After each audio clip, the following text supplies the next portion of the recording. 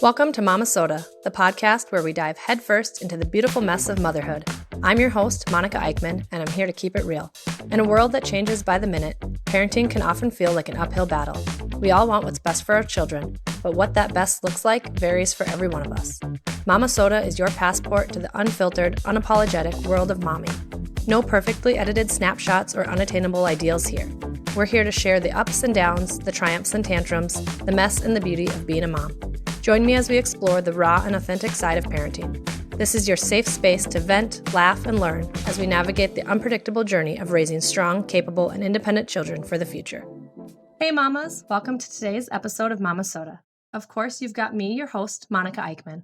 I am a stay-at-home mom of 3 wonderful children, and boy do they keep me busy and on my toes. My oldest is 7, and all of his one-day-a-week house league activities are transitioning to competitive year-round commitments. My 4.5-year-old isn't far behind and participates in season after season of soccer, basketball, t-ball, and dance. And my nearly 2-year-old is taking up the store in the midst of potty training and about to start her first year of dance. Joining us today is special guest, Dr. Nneka Onuma. And she is also a mother of 3, holds a full-time job as a public servant, and owns her own cake design business. Dr. Onuma knows all too well the chaos that motherhood brings. Welcome, Dr. Onuma, and thank you so much for joining me today. Thanks for having me. I appreciate it. Yeah, so like I said, being a mom of 3, having a full-time job, plus running your own business, you are definitely busy. And we'll discuss how you navigate all of that. But first, tell us all more about you and your family. Yes. So my family comprises of myself, my husband, and our 3 kids. We have an 11-year-old boy, 10-year-old girl, and a 9-year-old boy. Well, almost 9-year-old boy. He's still 8, but his birthday's coming up soon. And we live in the Twin Cities. We're originally from Nigeria, so we're a bilingual family. My husband is a food scientist, so he's in the food quality industry. I'm a public servant, and then I also have a lot of fun creating cake designs for all kinds of fun occasions. Awesome. So I know I asked you before, but just for our listeners here, tell us more about your PhD and title as doctor. Yes, so I got my PhD in 2019. At the time, I was actually still a stay-at-home mom. And I graduated from Capella University, and my PhD is in multidisciplinary human services. So really all that means is someone who's a human services professional. When we are providing services to families and individuals, we do it from a multidisciplinary lens. So that means we're working with a cross-functional group of providers. So we're talking to medical professionals, we're talking to school districts, we're working in partnership with public safety, working with different government entities, nonprofits, kind of looking at service provision from a holistic point of view. That's what that is. And what made you decide, because you said you were a stay-at-home mom at the time, was it to just your oldest, or how many did you have then? I became a stay-at-home mom right after I had my youngest child. It wasn't really anything planned. It's just kind of life happens. And so I was a stay-at-home mom till he was about 3.5, 4 years old. And then I went back into the workforce at that time. So did you have all 3 of your kids at that point too? Because you said there's 10, Yes. or 11, 10, 9, Yep. or close? Yep. Okay. Yep.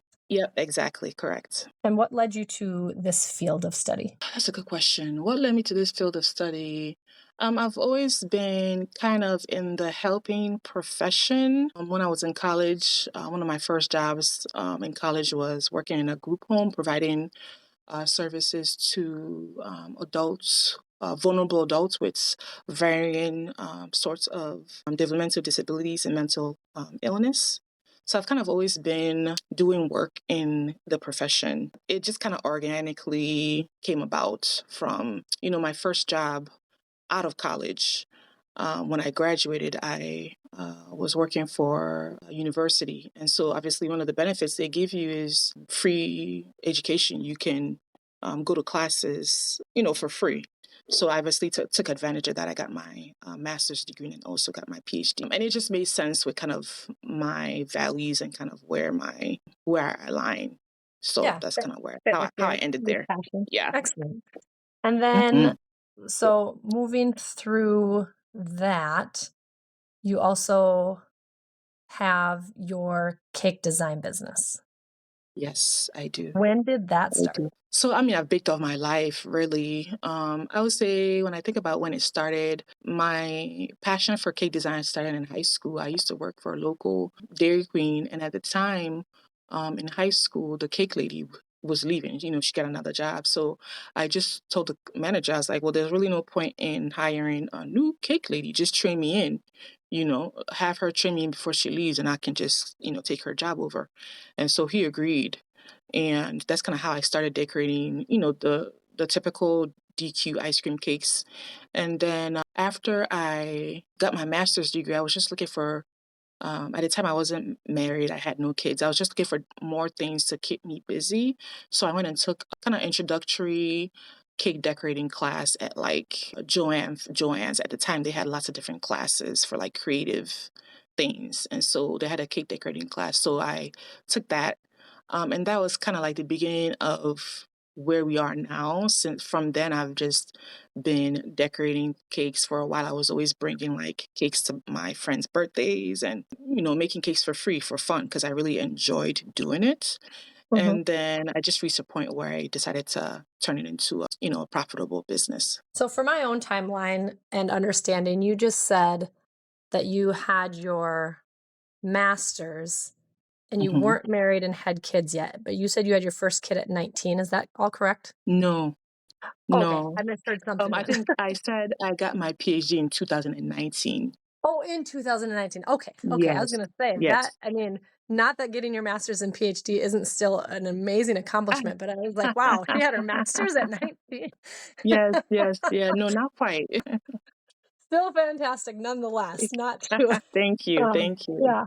And then also, I wanted to jump back to, so you said your family is bilingual. Mhm. What is the language? You said you're from Nigeria, you and your husband? Yes, What is yes. that We are language spoken? we are Nigerian, and we speak one of the three major languages in Nigeria, which Yoruba, Igbo, and Hausa. We speak Igbo. Okay. And your kids also know the language? Yes, my kids understand, and we do a lot of lessons, and we're learning to speak. But yes, That's fantastic. I love that for you and your family. thank you. It's sad when, language gets lost, as it so Yes, often does. yes. So then moving ahead with all of this, balancing, you know, raising your 3 children, being a mother, Hmm. having Hmm. your full-time job, plus Hmm. doing your cake business on the side, or I Yeah. don't know how much on the side it is, I guess. I can imagine you've got an incredible support system. Would that be fair to say?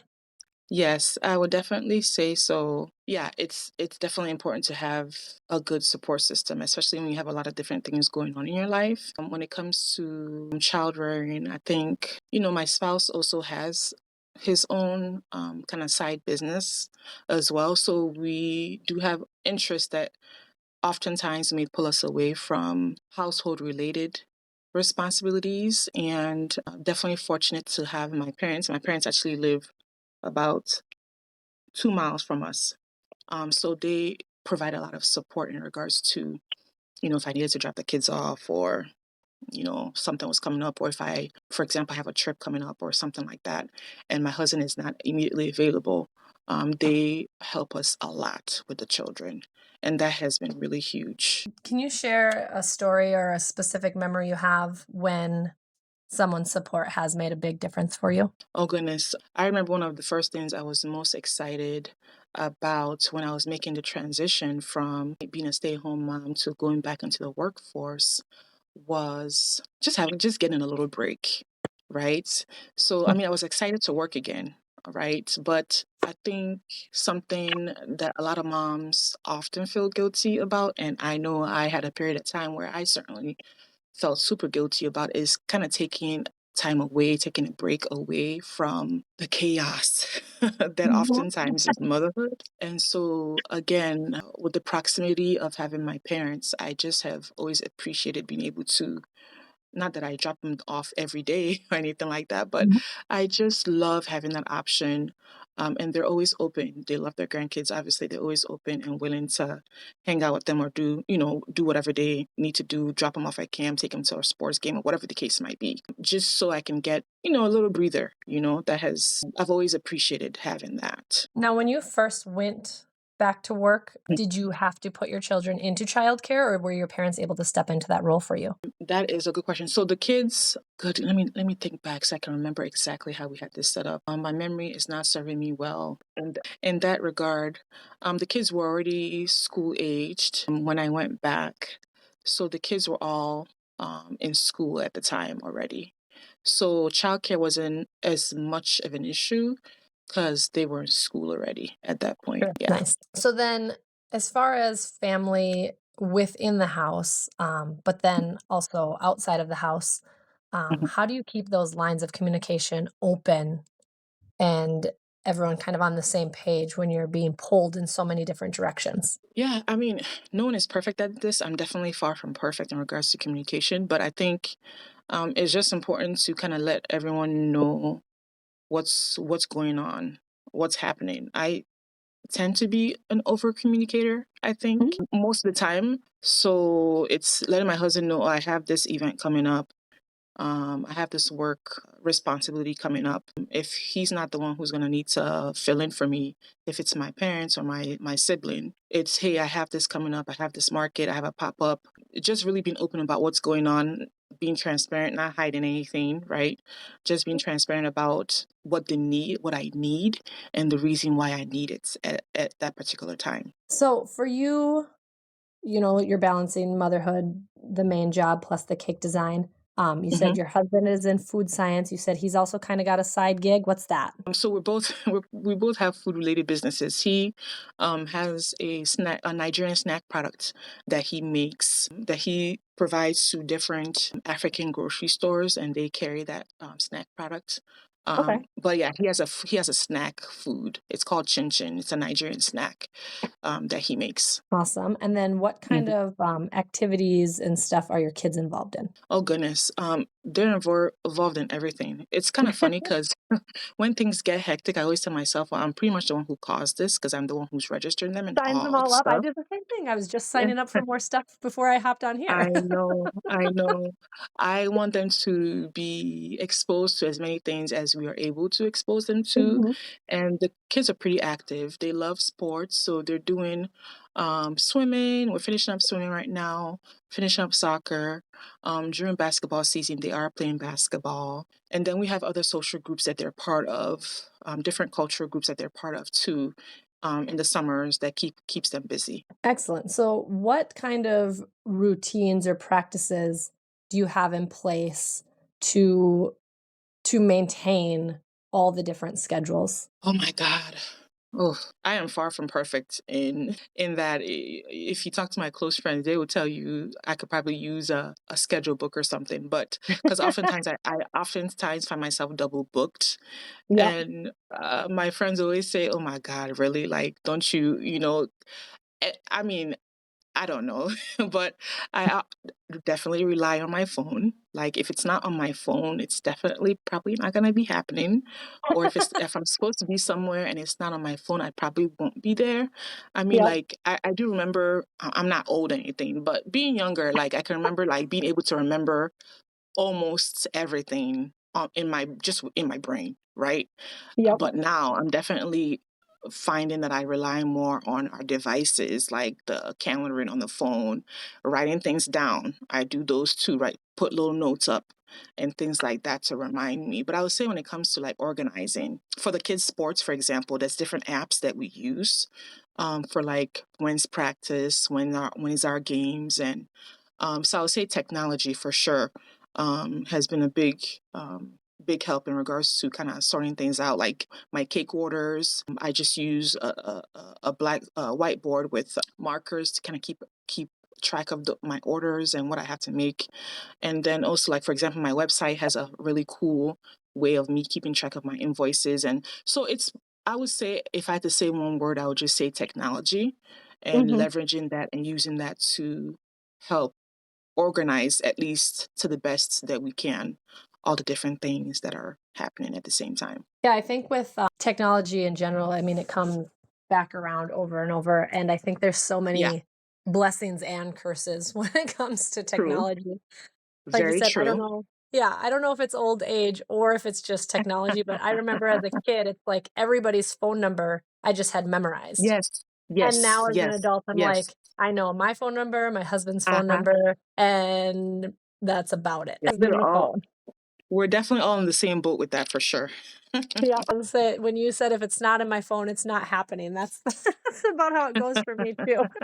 I'm like, I've got a paper Yes, planner and my phone calendar, and I try to get everything on both of them, but yep. it seems like something's missing always. Oh yeah. Yep. That's me. I just had a conversation with a girlfriend of mine. We were planning something and then I forgot there was a conflict, but at the time we were planning, I didn't I wasn't aware of the conflict. And so when I found out, I told her, she's like, well, I gave you guys options on dates. I'm like, Yeah. well, I know you did, but at the time I didn't, I totally like was aloof on this other thing Uh-huh. that was happening at the same time. So I have those moments, lots of those moments for sure. I did the same thing to my girlfriend, except she didn't give me options on dates. I gave her dates that I said would work, and then I got home and looked at Yes. my calendar, and I go, I know I told you Wednesday sounded great, but I have, like, 18 things on Wednesday. How about Tuesday?" It's like, "You picked it." Yeah, well, I'm glad I'm not the only one that's happening to. I feel a little Nope. bit better. Nope, it sounds the same, and say with the overbooking too, I asked my son, I said, "Do you Yes. wanna play this flag football or this one?" He's like, "I wanna play this one." And then I went to register and I go, "Oh, wait, this practice is on this day and you already have something." He goes, "Why did you ask?" Oh my gosh. Oh, jeez. I It's don't the know. struggle. It's this daily Yep, struggle is what it is. Yeah. yep, we get through, but Yes, we like you sure said, do. none of us are That we perfect. always do. Moms always get through it. That's for sure. Yep. Yep. So going back to your cake design business with that obviously requires lots of creativity and focus. Mm-hmm. Um, how do you find like inspiration and maintain your creativity while just dealing with all the other chaos going on that's called life? Yes, yes. So my business serves multiple functions, right? So it's obviously a supplemental source of income, right? It provides income for me and my family, which is wonderful. However, I would probably argue even more importantly, it's the creative outlet for me that's kind of like the calm amidst the storm for me. Mhm. It's like when it's time for me to go cake and decorate, it's kind of like I have a cake studio in our home that I can shut the door and it's all like cake stuff, right? So it's kind of like my getaway from all the craziness of the day. I'm usually caking, most of the time is late at night, early in the morning. The kids are probably on the way to bed or already sleeping while I'm doing Mhm. this. That's usually the time that I find to attend to cake business stuff. But it's a creative outlet for me. It's therapeutic for me to decorate. A lot of times when I find that life has been the most stressful, that's always been where I run to kind of get away from the craziness that is life. So it's important for me. So I have to make sure that I make time for it. And I Mhm. oftentimes remember time periods where I did not have that. And I know how much more difficult life was just to deal with not having that kind of outlet to go to. You know, I've always been an artsy person. That's just my mom is a retired fine arts teacher. I've always been around art. So being creative has just really always been a thing that I really had to stay kind of help me stay grounded, help me stay connected. Sure. So rather than the cake design and business being one more like thing to tackle, it's really that's your yoga studio. Exactly, exactly. It's essential for me. My business is essential for me. Again, like I said, it's a business, so it makes money, but that's not why it's most important for me personally. Yeah, yoga studios, that's a good way to put it. Obviously, it's eating up on the same time that I need to figure out everything else, right? Yeah. But because it's so important, I have to make it work. I love that you've found it's a passion, and I think a lot of people Yes. find a passion and something they enjoy. They decide to turn Hmm. it into a business and then they Yep. lose the passion for it. And it sounds Yes. like you are still all, like you said, all in, and it's a creative outlet for you. And so that Yes. kudos to you. I love that. Thank you. I appreciate that. Thank you so much. So, what advice then would you give other moms who are struggling to find that balance between motherhood, whatever form of work that they have, Mhm. and then still finding balance for personal passions and self-care? Yeah. So listen, we are all struggling in this together, right? I don't know that motherhood is ever not going to be a struggle just because as mothers, as human beings, we're multifaceted, right? We're not only moms. A lot of us may also be wives. A lot of us may also be working professionals. A lot of us may also be business owners. A lot of us may also be something else, fill in the blank, right? There's so many parts of us and at certain times, when obviously when your kids are infants, perhaps your mom role might kind of role dominant at that time because obviously you have dependents that kind of are really, really dependent on you. So different stages of our lives, different parts of us may be most at the forefront. So there is no. I wish I had well, your question was advice. I would say the advice that I would give is that however it makes the most sense for us, because what makes sense for me doesn't necessarily make sense for you or the next mom, right? But I know that, especially when it comes to having an outlet, that is something that I know has supported me in my journey of motherhood. I know that it has been important for me to kind of take time away, and that has made me a better mom, right? Like when I'm happy, when I'm not super stressed out, and when I have the ability to be able to have a release, I know that as much of a challenge as it is to fit those things in, I do know overall that I'm better off. So I think just getting to a point where, and again, like I said, it's a struggle, right? And you're not going to get a perfect. There isn't going to be a situation where you're like, oh my God, everything is completely balanced and everything has the right amount of. I have I'm able to give in the right amount of time to everything. I don't know that that's ever possible, but getting to a place that works for the particular mom where they feel like all the things that are important to them, whatever that is.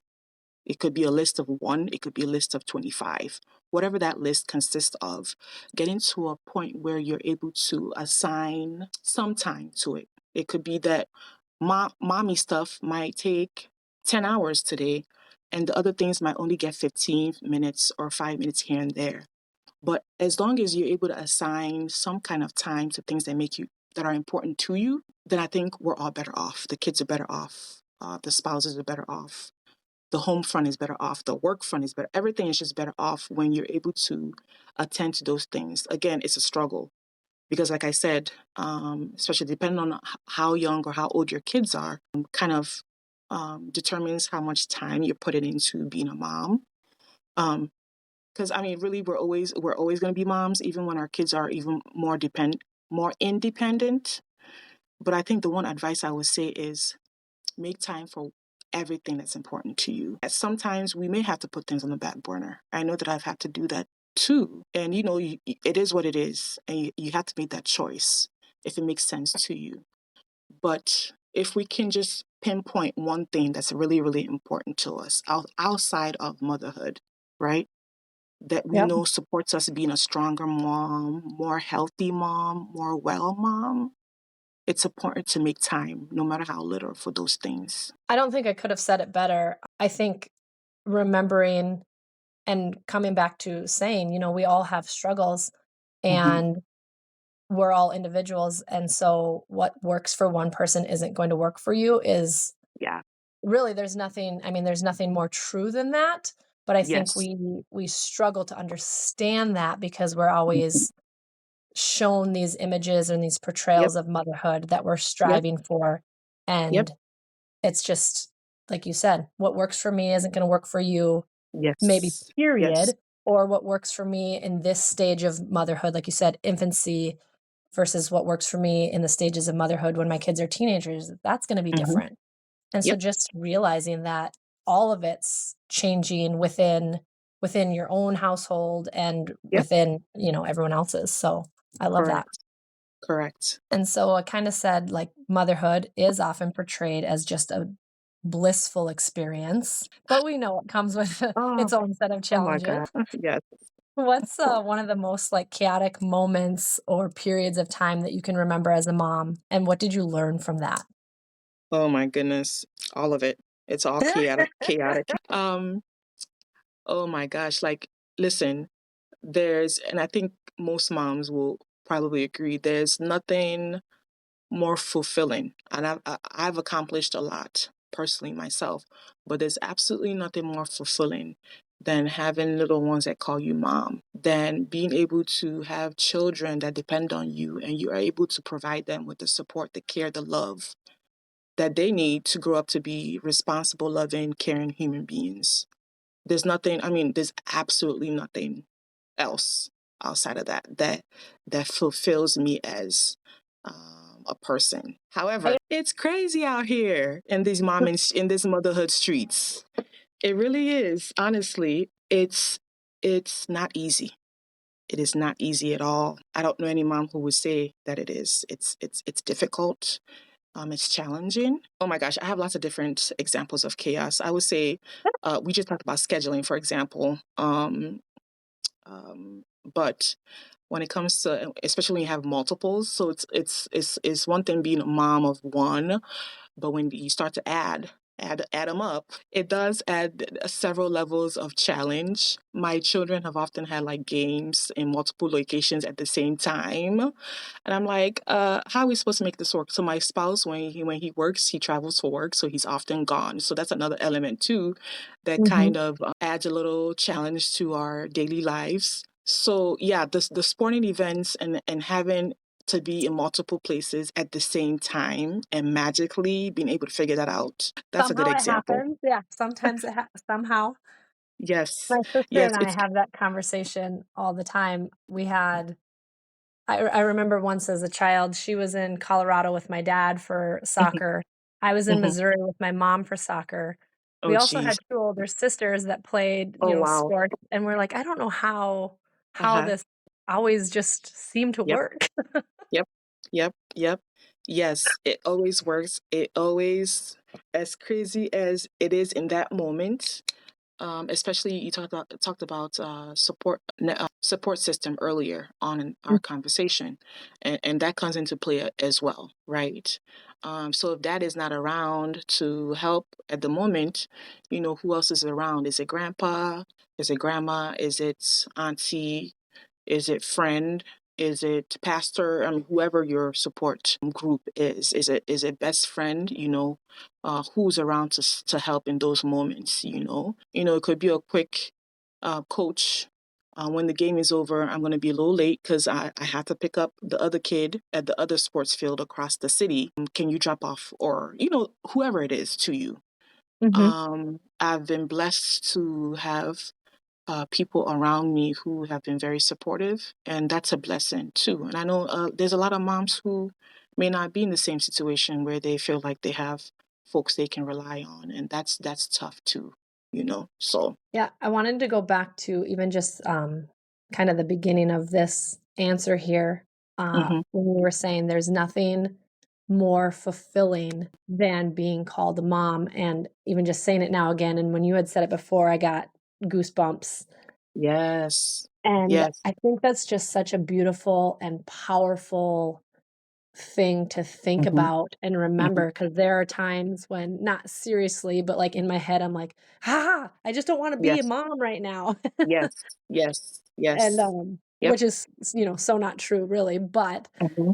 and my oldest will jokingly now sometimes when I'm calling my husband Matthew, he'll say Matthew, and my husband has said to him, he's like, "Listen, you're gonna call me dad, and the reason you're gonna call me dad is there are only 3 people in the world lucky enough to call me dad. Hmm. Everybody can call me Matthew," you know? Yeah. Yeah. And so Yeah. just, that same thing, like you said, your children are are the three lucky, kids that get to call you Yes. mom. And so Yes. remembering that when we're in the midst of some struggles and chaos can be so humbling. Yes, yes, it is to remember that. And honestly, one thing I would like to add to the conversation is, as moms, as parents, right? Because I know that our conversation is specific to moms, but just good parents in general, we need to give ourselves, when we talk about the craziness of it, we need to give ourselves a lot more grace than we do because we're doing a good job and the kids see that we're doing a good job. Like I hear from my kids often tell me, "Oh, mom, it's okay, you deserve it," that kind of thing. Like the kids see that, and so even like at our lowest times, you mentioned the moments where you're like, "Oh my God, I just really don't want to do this right now." Even in those times that may not be as bright and cheery as other moments that we have in this mom journey, if we could just remember that the kids see that we're doing a good job and we really are. And I try and remember that too. And of course, when I remember that, I'm like, oh my gosh. And the kids will say, the kids will have a way of kind of saying something that kind of helps remind you too, like, you know what, I'm doing a good job. I'm far from perfect, but I know I'm a fantastic mom. I know that for myself. And the things that the kids say, and then you have those folks who will meet you and your children that you don't know. And they're like, one lady the other day, my daughter helped her pick something up, right? And she gave my daughter a $20 bill. And I was like, no, like, what is that for? Oh, keep it, keep it, keep it. And then she turned around and she said, Mom, thanks for raising her well. And I'm like, oh my God, like, as It's crazy, as hot a mess a mom as I often think I am, I'm doing a good job. You know what I'm saying? Mhm. So, It's yeah, we have to beautiful. remember that. Yeah. Yeah, and I love that you are saying that about yourself and celebrating that for yourself. And it's the Mm-hmm. moments like those I can remember distinctly the moments when a stranger gives me that sort of compliment and how fantastic it feels because it's like someone's noticing what I'm trying so hard to do every day Yes. is to Yes. raise these great kids. And so one thing I try to remember myself and for anyone, listening to is remember how great and amazing that makes you feel. So if you Mm-hmm. do notice that with another mom who's whether she's struggling or looking to have a fantastic day, but if you notice something, with their parenting or with their kids that like in your head you want to compliment, don't don't just keep it in your head. Share. Yes. Yes. Yes. I second that. I second that because it can make all the difference. It can It make really all does. world of difference. Yeah. Yeah, we were walking out a dance one day, and my husband commented something to me about a mom and a child that he noticed that we were Hmm. walking past, and I said the same thing to him because I know, like I said, how it brings so much joy to me, and I said, "I want you to go back and tell her." He's like, "What do you mean? That's kinda weird." I was like, "No, no, no, no, no." I said, "Go back and tell her exactly what you just told me," and same Hmm. thing, like, it brought her to tears of just, she was having a Mm. rough day, and to Hmm. have somebody Hmm. notice Yes. was a fantastic so, getting a little emotional there, but I know. Yeah, we don't always, when you're inside something, when you're immersed in something, you don't see your growth. You don't know how good you're doing. You just think you're just fumbling all over the place. But people from outside can see like that person is, wow, how much they've grown. They're doing really, they can see how good we're doing. But us, we're so overcome by the all the functions that we have to, all the tasks that we have to do, that we often Mhm. don't see that we're actually doing pretty amazing work with our kids. And so that's why that's really, really important. Getting that recognition, and it kind of helps us to kind of reconnect with ourselves and say, okay, yeah, let me just, I know, this is a crazy day, but let me just keep it. It's kind of like re-energizing too. Let me keep pushing. Let me keep pushing. So, And we're our own worst critics and our harshest yes, judges. yes. Oh my gosh. Tell me about it. But yeah, the pressure to do it all can be so overwhelming. Besides having that strong support system, how do you manage your various responsibilities without losing sight of your own well-being? That's a good one. Self-care, wellness, that's a big, important topic when it comes to motherhood. Because most times moms neglect themselves. And I know there's a time period in my life that I certainly did that. Like I can remember I've Mhm. always been like a super fashionable person. And I can remember times in my life where it's like, what the hell was like, how are these clothes that I'm even think to even wear? You know what I'm saying? How did these get in my Like, closet? yes, and like I used to be in, like high before like high heels and like getting fancy and doing make like all this fun stuff. That was always me. And I remember like, oh, I can't. I have this infant. How the hell am I going to be walking in heels? And like stuff that was important to me that made me feel good about myself. I had to kind of put to the side, and a lot of them made sense, obviously, right? Because when your life changes, you got to do what you got to do. But wellness is number one. Like it's the most important thing. My wellness as a mother, and it took me some time to get here, right? That I can say that my wellness as a mom is number one. It's top priority because if I'm not well as a mother, nobody else is well. Mhm. If I'm not well as a mom, there's no possible way that my kids can be at their maximum, that my spouse or my household or whatever it is, whatever other roles you're filling, um, wellness is number one, right? So I've gotten to a point where, and I'll be honest, I used to feel guilty taking time off or going on a trip without the kids. I used to come home feeling so guilty, that I would like overcompensate for stuff because I felt like, I was gone. Like, why should I, you know what I'm saying? So it's been a journey getting to a place where I've gotten rid of some of that mom guilt. I don't know that I can say that I've gotten rid of all the mom guilt completely, but I am in a place now where I can say I have to take time for myself. Listen, like I'm not gonna go crazy doing Yep. this. You know what I'm saying? Like, Yep. like I have to take time away. I need to re-energize, fill in the blank. It could be whatever it is for you. It could be half a day at the library reading books, whatever it is, right? For me personally, something I've always loved and loved to do that has kind of been on hold is traveling. I want to see the world. I want to get around and see all the different creations, different things that God has made. And, like that has been big for me. And of course, when you're breastfeeding, like I was a nursing mom, Yep. I'm not traveling. I'm not traveling anywhere. Like Anywhere where am not I without going? Like baby. Husband asks me that all the exactly. time. Like I'm like, I'm still yep, nursing. exactly. That was a big thing. Being a Mhm. nursing Important for mom, me. like, and my girlfriends would be planning girl trips. Oh, I'm so sorry, I can't I can't come. wait. Yep. I I missed can't my go there. sister's birthday in Jamaica. Yep. Yes, yes, exactly. So you know what I'm saying. But again, we talk about different stages. Different things at different stages. You might have to give up certain things at some other stages, and when you get to the next stage, you may be able to put in some time to those things. And that's kind of like one of Mhm. those things that's now is for me taking some time away and going to a trip somewhere is that's my self care. Yeah. And so whatever that self care is for you as a mom you have to. You have to do it. There's like no other option.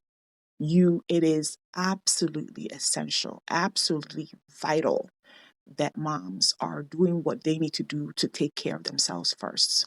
Because when I come home and I'm re energized and I'm happy, guess what? These kids are about to be the happiest kids out here Yep. because I'm going to be wanting to do and put in all the time I need to them because I'm well, you know? And Yeah. so, yeah, it's so important. So, so important.